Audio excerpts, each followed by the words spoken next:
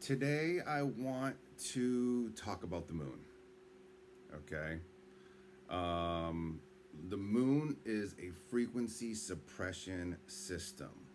And this is the reason why you don't have your past life memories, you don't have your stellar identity, you don't know this, you don't know that about yourself, and you're just trying to figure it all out. All right?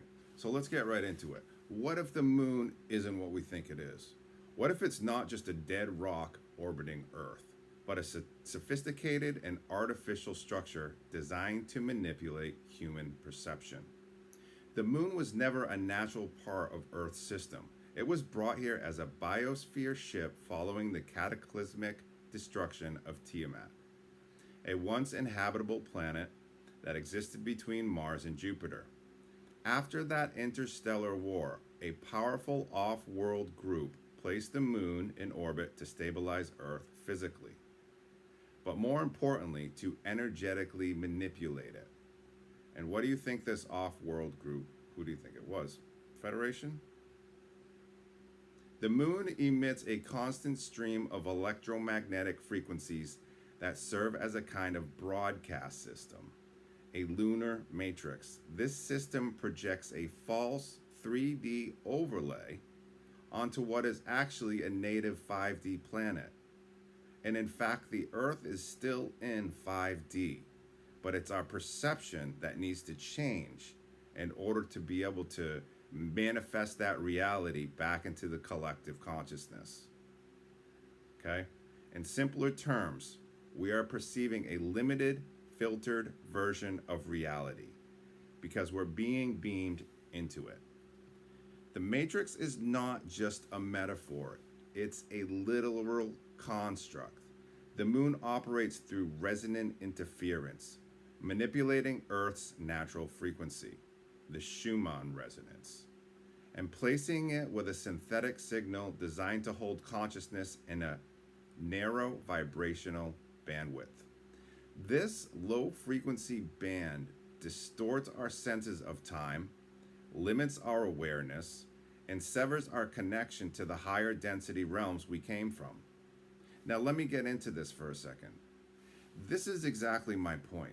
My point is that, did you know that we're all from different timelines with different histories and different things? We're not all from this Earth timeline. So actually, who cares about what has been written in Earth's history? Not only to mention that it's all been changed and everything else. So about all your books on Egypt and your books on this and your books on that, to me it doesn't matter. What matters is what's within us. What is the history within us? What do we remember?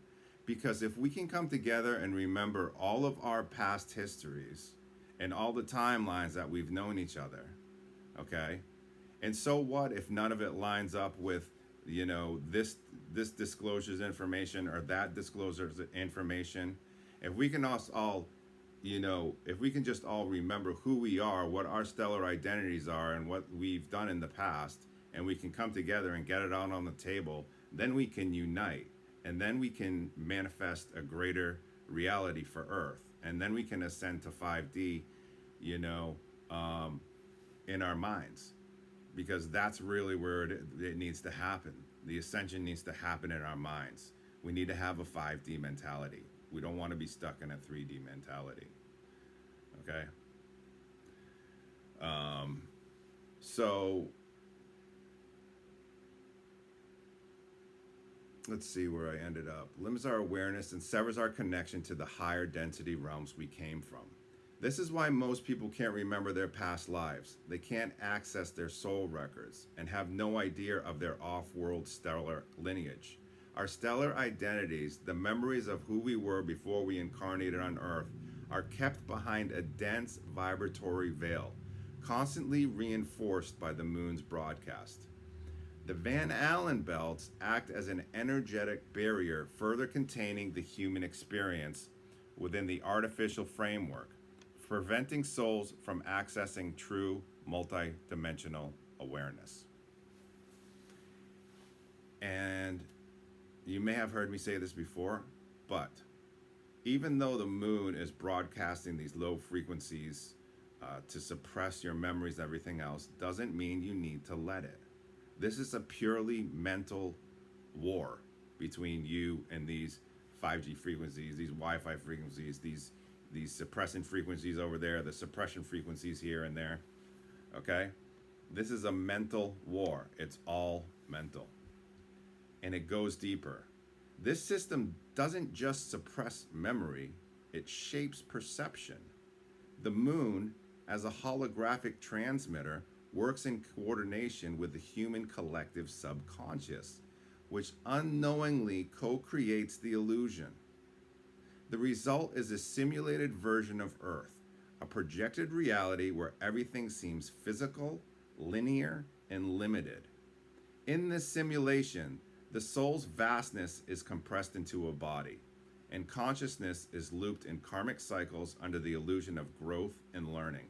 But in truth, many of these loops are traps, recycled experiences orchestrated by the same system to maintain control.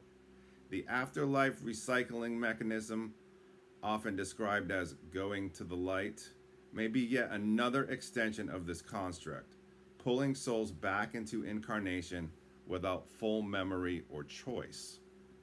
This is the reason why so many starseeds feel a deep dissonance here. It's not just culture shock, it's frequency imprisonment. It's why we struggle with fatigue, disconnection, and a sense that something vital is missing. We're sensing the truth. This reality has been hijacked, but the matrix only works if we consent to it, if we remain unaware of it. As soon as we begin to awaken through dream recall, astral travel, lucid dreaming, meditation, inner knowing, etc., we start to pierce the veil. Raising our frequency allows us to tune